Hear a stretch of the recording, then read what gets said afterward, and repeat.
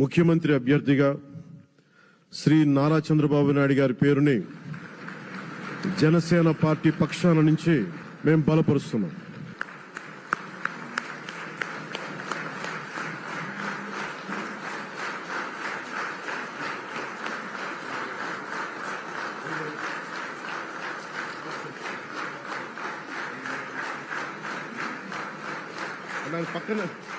నేను ఆయన పక్కన పెట్టుకుని చెప్పాలి.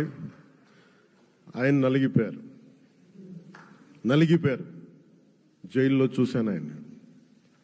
పాపం భువనేశ్వర్ గారి బాధను చూశాను. నేను అనుకున్నాను, అమ్మ మీరు కన్నీళ్ళు పెట్టకండి, మంచి రోజులు వస్తాయని చెప్పిన మంచి రోజులు వచ్చినాయి.